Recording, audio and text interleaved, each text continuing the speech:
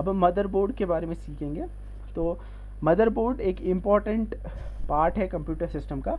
दरअसल ये एक सर्किट बोर्ड होता है जिसके ऊपर जो कंप्यूटर सिस्टम के मेन कंपोनेंट्स होते हैं वो होते हैं, जैसे सीपीयू है, आपकी रोम रैम आती है, इसके अलावा पीसीआई स्लॉट्स या फिर जो यूएसबी पोर्ट्स होते हैं, ये सारे होते हैं। तो अभी हमने सीखा कि जो कंप्यूटर सिस्टम उसमें होती है, सीपीयू होता है, रैम होती है, रोम होती है, इसके अलावा भी बहुत कंपोनेंट्स होते हैं, जैसे सेकेंडरी स्टोरेज है, वो सेकेंडरी स्टोरेज मदरबोर्ड पे नहीं होती, बाकी ऑलमोस्ट जो है वो सारे जो है मदरबोर्ड के ऊपर ही होते हैं, ठीक है। तो अगर आप यहाँ पे देखोगे मदरबोर्ड जो है वो ऐसा दिखता है। यहाँ पे अगर हम मदरबोर्ड के कंपोनेंट्स को देखेंगे, इसमें सीमॉस बैटरी होती है। सीमॉस क्या होती है? दरअसल सीमॉस बैटरी जो है ये बायोस चिप को पावर करती है। बायोस क्या है? BIOS is basic input output system. तो बायोस जो होता है इसमें आप कह सकते हो कि ये एक छोटा सा प्रोग्राम होता है। जब भी आप कंप्यूटर को ऑन करते हो तो ऑपरेटिंग सिस्टम हार्ड डिस्क में होता है और फिर उस ऑपरेटिंग सिस्टम को लोड करना पड़ता है मेमोरी में, ठीक है। तो इस बायोस में सेव होता है कि कहाँ पे हार्ड डिस्क में ऑपरेटिंग सिस्टम सेव है। तो बायोस को पावर करता है सीमॉस, और बायोस चिप जो होती है वो उस जिसमें बायोस प्रोग्राम सेव होता है वो भी मदरबोर्ड के ऊपर होती है। फैन ये कूल करता है किसको? सीपीयू को। एक्सपेंशन स्लॉट अगर आपको ग्राफिक्स कार्ड या साउंड कार्ड लगाना है तो उसके लिए कुछ स्लॉट्स होते हैं मदरबोर्ड पे। SMPS switched mode power supply, ये पावर सप्लाई जो कि पावर करती है पूरे कंप्यूटर सिस्टम को, उसके लिए यहाँ पे जो है एक एसएमपीएस होता है। उसके बाद पीसीआई स्लॉट है, पेरिफेरल कंपोनेंट इंटरफेस। अगर आपको जो है पेरिफेरल्स को कनेक्ट करना है उसके लिए पीसीआई स्लॉट होता है, मतलब अगर आपको इनपुट आउटपुट डिवाइसेस कुछ कनेक्ट करने तो उसके लिए ये होता है। प्रोसेसर चिप ये आपका सीपीयू हो गया, ये भी मदरबोर्ड पे होता है। और बसेस मतलब इनको एक दूसरे के कनेक्ट करने के लिए जो वायर्स होती हैं तो उनको हम बसेस कहते हैं। तो बसेस हम पढ़ेंगे। बसेस क्या होती है? बसेस सेट ऑफ वायर्स होती हैं जो इंटरकनेक्शन में यूज़ होती हैं, मतलब जो कंपोनेंट्स ऑफ ए कंप्यूटर को एक दूसरे के साथ जोड़ते हैं, ठीक है। अब हम बस ऐसी होती है जो आपने देखी होगी, इसमें ये 8 या 16 वायर्स होती हैं। तो ये एक वायर जो है वो 1 बिट कैरी करती है। तो 8 बिट वायर्स होती है, 8 बिट बसेज होती हैं, 16 बिट या 32 बिट होती हैं, ठीक है। अब इसमें दो टाइप की बसेज हैं, इंटरनल और एक्सटर्नल। इंटरनल बस जो है एक मदरबोर्ड के डिफरेंट कंपोनेंट्स को एक दूसरे के साथ जोड़ने के लिए जो बस यूज़ होती है उसे हम इंटरनल बस कहते हैं। और इसी तरीके से एक्सटर्नल बस आप जो मदरबोर्ड के बाहर जो पेरिफेरल्स हैं, इनपुट आउटपुट डिवाइस है, उनको कनेक्ट करने के लिए जो बस यूज़ होगी उसे एक्सटर्नल बस कहते हैं, ठीक है। इसके अलावा कंट्रोल बस है, कंट्रोल सिग्नल्स को जो ट्रांसफ़र करने के लिए कंट्रोल बस होती है। और एड्रेस और डेटा बस जो है ये डेटा को कैरी करती है, और एड्रेस बस जो है वो एड्रेस को कैरी करती है। एड्रेस क्या होता है? जो मेमोरी होती है, मेमोरी में हर एक मेमोरी पोजीशन का एक एड्रेस होता है, ठीक है। तो उसको कैरी करने के लिए, क्योंकि जब इंस्ट्रक्शंस एग्जीक्यूट होती हैं तो इन एड्रेसेस की ज़रूरत पड़ती है, तो उसके लिए एड्रेस बस होती है। नाउ इंस्ट्रक्शन साइकिल, अगर हम इंस्ट्रक्शन साइकिल को पढ़ेंगे तो इंस्ट्रक्शन साइकिल क्या होता है कि जब भी कोई इंस्ट्रक्शन एग्जीक्यूट होती है तो उसे कुछ सीक्वेंस ऑफ इवेंट्स के थ्रू पास होना पड़ता है। मतलब इंस्ट्रक्शन है कोई कंप्यूटर की मेमोरी में, जब इसे एग्जीक्यूट होना पड़ता है तो सबसे पहले क्या होता है कि इंस्ट्रक्शन क्या है, फिर से मैं रिपीट करता हूँ कि सॉफ्टवेयर क्या होता है? Software is a combination of programs, बहुत सारे प्रोग्राम होते हैं, और एक प्रोग्राम जो है वो सेट ऑफ इंस्ट्रक्शन होता है। तो एक प्रोग्राम में बहुत सारे इंस्ट्रक्शंस है। तो जब आप कोई सॉफ्टवेयर रन करते हो तो वो सॉफ्टवेयर जो है वो सबसे पहले कहाँ पे होता है? वो होता है आपकी सेकेंडरी स्टोरेज में। जब आप उसको ओपन करते हो तो वो आपकी रैम या फिर मेन मेमोरी में आ जाता है। तो आपका जो सॉफ्टवेयर है या आपकी उस सॉफ्टवेयर में जो इंस्ट्रक्शंस है वो इंस्ट्रक्शंस क्या हो सकती हैं आपकी? वही मतलब एडिशन, मल्टीप्लिकेशन या फिर जो हमने पढ़ी थी लॉजिकल ऑपरेशंस, वो इंस्ट्रक्शंस होती हैं, ठीक है। या फिर इसमें हो सकता है कि इस डेटा को यहाँ से यहाँ लेके जाओ, मेमोरी से उठा के यहाँ लेके जाओ, ये इंस्ट्रक्शंस होती है, ठीक है। तो अब ये इंस्ट्रक्शन जो है ये आपकी मेमोरी में आ गई, ये सारा प्रोग्राम आ गया, ठीक है।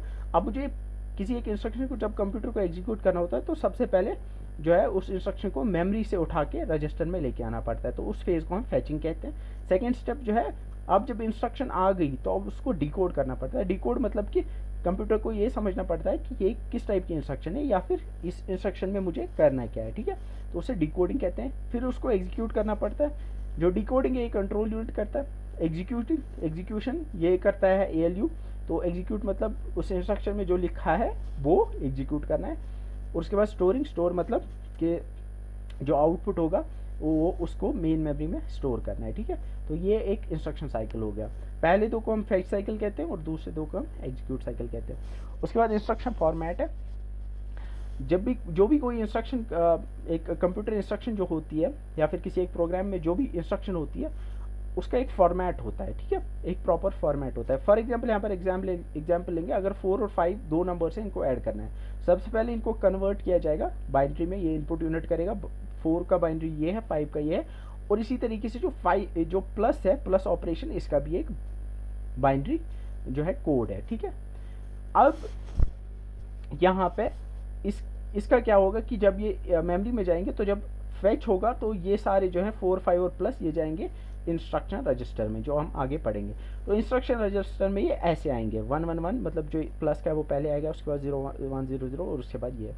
फिर क्या होगा कि जो सीपीयू है वो जब इसको एग्जीक्यूट करेगा तो उससे समझ आएगा, उसको ऑलरेडी पहले पता होता है, उसका फॉर्मेट होता है, हर एक जो सीपीयू होता है उसके इंस्ट्रक्शन फॉर्मेट है, उसके फॉर्मेट पता है कि पहली 4 जो बिट्स हैं वो मुझे बताएंगी कि उसे हम ऑप कोड कहते हैं, ऑपरेशन कोड। वो मुझे बताएगा कि मुझे कौन सा ऑपरेशन करना है। उसे पता है कि 1 1 1 पे मुझे ऐड करना है, तो वो समझता है कि हाँ ऐड करना है। उसके बाद जो 0 1 0 तो नेक्स्ट 4 बिट्स उसको पता है कि ये ऑपरेंड है, मतलब उसको समझ आता है कि ऐड करना है मुझे 4 को।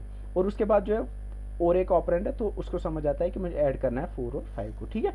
तो इंस्ट्रक्शन फॉर्मेट क्या होती है कि इंस्ट्रक्शन जो है उसका क्या फॉर्मेट है, वो किस फॉर्मेट में लिखी है, हर एक के लिए वो अलग अलग होती है।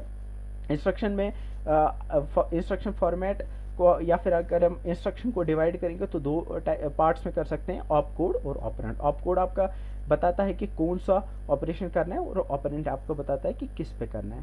इसके बाद कुछ मिसलिनियस टर्म्स है।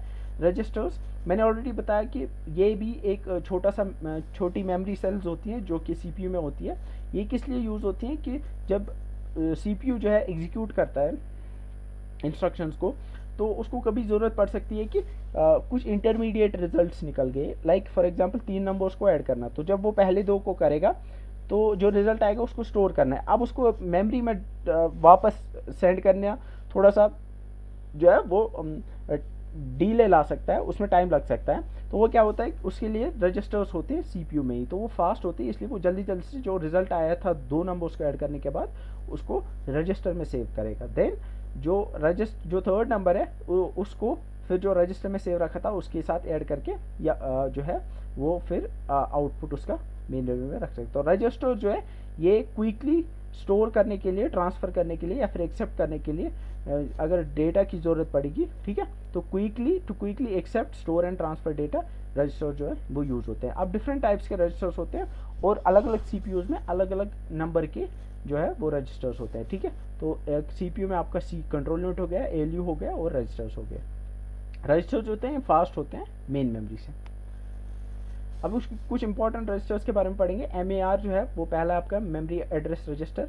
मेमोरी एड्रेस रजिस्टर जो है ये यूज़ होता है to fetch instructions and data from memory. Memory से डेटा को लेके आना, जैसे कि मैंने बताया कि जब भी कोई इंस्ट्रक्शन एग्जीक्यूट होती है तो उसको जो है वहाँ से लेके आना पड़ता है मेमोरी से रजिस्टर्स में, तो उसके लिए जो है मेमोरी एड्रेस रजिस्टर जो है वो यूज़ होता है, ठीक है। एमडीआर जो है ये इसकी फुल फॉर्म जो है वो मेमोरी डेटा रजिस्टर है। ये जो है ये डेटा को स्टोर करती है, ठीक है। जो एमएआर में आपका दोनों इंस्ट्रक्शन और डेटा आ गया, अगर इंस्ट्रक्शन होगी या फिर डेटा होगा, और एमडीआर में आपका सिर्फ जो डेटा होता है जिसको मेमोरी से लेके आना पड़ता है वो सेव होता है। पीसी आपका प्रोग्राम काउंटर हो गया। प्रोग्राम काउंटर इसके दूसरे नाम इंस्ट्रक्शन एड्रेस रजिस्टर और इंस्ट्रक्शन काउंटर है। ये जो है ये स्टोर करता है कि जब मैंने ऑलरेडी बताया कि एक कंप्यूटर प्रोग्राम जो होता है वो सीक्वेंस ऑफ इंस्ट्रक्शन होता है, उसमें बहुत सारी इंस्ट्रक्शंस होती हैं, या सॉफ्टवेयर में बहुत सारी इंस्ट्रक्शंस होती हैं।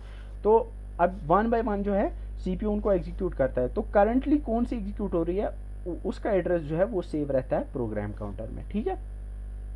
एक्यूमुलेटर मैंने ऑलरेडी बताया कि अगर हमें कोई मतलब इंटरमीडिएट रिजल्ट्स हैं कुछ, उनको सेव करना है, लाइक हमें 4 नंबर्स को ऐड करना है, तो पहले 2 को मैंने किया ऐड, तो अब उनका रिजल्ट जो है उसको मुझे कहीं पे सेव करना है, तो उसको मैं एक्यूमुलेटर में सेव करूँगा। फिर 3rd और 4th को उसको ऐड करके उसका जो आउटपुट है वो किसी और में सेव करूँगा, या वैसे मैं, या फिर उसको मैं जो उसका आउटपुट आएगा उसको मैं फिर एक्यूमुलेटर में जो ऑलरेडी जो है मैंने सेव रखा था पहले 2 का, उनके साथ ऐड कर सकते हैं, ठीक है। इंस्ट्रक्शन रजिस्टर ये स्टोर करता है इंस्ट्रक्शन को, मतलब जो इंस्ट्रक्शन अभी एग्जीक्यूट होनी है उस इंस्ट्रक्शन को ये सेव करता है, जैसे कि मैंने इंस्ट्रक्शन फॉर्मेट में बताया था। और MBR जो है ये मेमोरी बफर रजिस्टर है, ये भी जो है ये डेटा को स्टोर करने के लिए, जिसे क्या या तो मतलब मेमोरी से रीड करके लाया है या फिर आपको मेमोरी में राइट करना है, उसके लिए जो है ये यूज़ होता है, ठीक है। इसके बाद माइक्रो प्रोसेसर ऑलरेडी मैंने बताया कि एक प्रोसेसर जब एक चिप के ऊपर आ जाए तो उसे हम माइक्रो प्रोसेसर कहते हैं। इसमें सारे जो ट्रांजिस्टर्स होते हैं, रजिस्टर्स होते हैं, डायोड्स होते हैं, ये एक साथ जो है एक ही चिप के अंदर जो है फैब्रिकेट किए होते हैं, ठीक है। तो चिप्स को या फिर इन CPUs को बनाने के लिए जिस प्रोसेस का यूज़ किया जाता है उसे हम फोटोलिथोग्राफी कहते हैं, ठीक है। फोटोलिथोग्राफी में क्या करते हैं कि ट्रांजिस्टर्स या फिर जितने भी सर्किट्स या फिर सर्किट्स को कनेक्ट करने के लिए जो पैथवेज होती है उनको बनाने के लिए सेमीकंडक्टर्स के ऊपर डिफरेंट लेयर्स कुछ मटेरियल की जो है वो डिपॉजिट की जाती है, उसे हम फोटोलिथोग्राफी कहते हैं, ठीक है। इंटेल 4004 जो था वो पहला माइक्रो प्रोसेसर था, इसे इंटेल ने 1971 में बनाया था। इंटेल में 2 साइंटिस्ट थे, टेड हॉफ एंड फ्रेडरिको फैगन, इन्होंने ये बनाया था, ठीक है। और कुछ जो पॉपुलर माइक्रो प्रोसेसर इंटेल के आजकल आप देखते हो, Intel core i7, dual core Pentium 4, ये सारे जो है ये माइक्रो प्रोसेसर हैं, ठीक है। माइक्रो प्रोसेसर की अब डेफिनेशन क्या है, माइक्रो प्रोसेसर आप याद रख सकते हो कि CPU ऑन ए चिप। तो ये आपने ऑलरेडी देखी ये इमेज, ये जो है ये माइक्रो प्रोसेसर है, ये भी एक प्रोसेसर है लेकिन ये माइक्रो प्रोसेसर नहीं है, पुराना प्रोसेसर। ये जो है ये प्रोसेसर चिप के ऊपर नहीं है बल्कि ये बहुत बड़ा प्रोसेसर है, ठीक है। तो ये माइक्रो प्रोसेसर नहीं है, ये 2 जो है ये माइक्रो प्रोसेसर है, ठीक है। अब कुछ इंपॉर्टेंट टर्म्स हैं। यूपीएस का मतलब अनइंटरप्टेबल पावर सप्लाई। जब आपके डेस्कटॉप पीसीज जो होते थे तो वो उनमें बैटरी नहीं होती थी, तो अगर लाइट चली जाती थी तो आप कुछ काम कर रहे होते थे तो वो आप लूज़ कर सकते थे वो वर्क। तो उसके लिए क्या होता है, यूपीएस एक डिवाइस होती है, वो क्या करती है कि एक तरह से अगर लाइट चली जाएगी तो आपके कंप्यूटर को पावर देती थी। बफर आप कह सकते हो कि ये स्टोरेज है, टेम्परेरी स्टोरेज, कहीं पे ज़रूरत पड़ सकती है, ये बहुत जगह यूज़ होती है।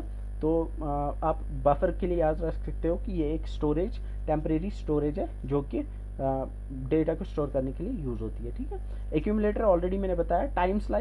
टाइम स्लाइस आप इतना ये एक्चुअली ऑपरेटिंग सिस्टम में I would like to elaborate on this. तो टाइम स्लाइस आप याद रख सकते हो कि जब एक CPU जो है बहुत सारी टास्क को एक साथ करता है या फिर बहुत सारे एप्लीकेशन को एक साथ चलाता है, तो वो थोड़े टाइम के लिए जो है उनको चलाता है। लाइक फर्स्ट कुछ नैनो सेकेंड्स के लिए वो एक एप्लीकेशन चलाएगा, फिर कुछ नैनो सेकेंड्स के लिए दूसरी एप्लीकेशन, फिर से कुछ नैनो सेकेंड्स के लिए पहली एप्लीकेशन। तो जितने टाइम के लिए वो एक एप्लीकेशन को चलाता है उसे हम टाइम स्लाइस कहते हैं। और जो स्पीड ऑफ प्रोसेसर है उसको हम मेगाहर्ट्ज़ या फिर आजकल के जो CPUs आते हैं उनको हम गीगाहर्ट्ज़ में मेजर करते हैं, तो इसे क्लॉक स्पीड कहते हैं, ठीक है। तो जितनी ज़्यादा क्लॉक स्पीड होगी उतनी ज़्यादा जो स्पीड होगी कंप्यूटर की, या हम कह सकते हैं उतनी ज़्यादा इंस्ट्रक्शंस पर सेकंड आपका कंप्यूटर कर पाएगा। DMA direct memory access. DMA का मतलब है कि अगर कभी आपका CPU कोई इंस्ट्रक्शन एग्जीक्यूट कर रहा है, कोई प्रोग्राम एग्जीक्यूट कर रहा है, तो यहाँ से कुछ ज़रूरत पड़ गई कि इनपुट आउटपुट डिवाइसेस से डेटा को मेमोरी में लेके जाना है, तो उसके लिए CPU को इंटरफेयर करने की ज़रूरत नहीं पड़ती, बल्कि वहाँ पे एक DMC होता है, डायरेक्ट मेमोरी कंट्रोलर होता है, मेमोरी कंट्रोलर। वो क्या करता है, वो ऑटोमेटिकली जो है डेटा को इनपुट डिवाइस से मेमोरी में सेव करता है। तो जो है CPU जो है वो अपना काम करता रहता है, उसको वो जो है इंटरफेयर करने की ज़रूरत नहीं पड़ती। मशीन साइकिल जो होता है, इसे कहते हैं कि it's defined by the time that it takes to fetch 2 operands from registers and performs ALU operation and stores the result in the register, ठीक है। तो मशीन साइकिल ऑपरेंड्स को फैच करना, ठीक है, रजिस्टर से, और उनके ऊपर फिर ALU ऑपरेशंस करना और फिर वापस जो है उस डेटा को स्टोर करना रजिस्टर में, एक मशीन साइकिल कहलाता है, ठीक है। पाइपलाइनिंग का मतलब है अगर हम जो है पैरेलली अगर हम सेवरल इंस्ट्रक्शंस को एग्जीक्यूट करेंगे तो उसे पाइपलाइनिंग कहते हैं। सॉकेट्स, मदरबोर्ड के ऊपर output devices, input output devices को या फिर डिफरेंट कंपोनेंट्स को जहाँ पे कनेक्ट किया जाता है उसे हम सॉकेट कहते हैं, ठीक है। तो that's it for this lecture.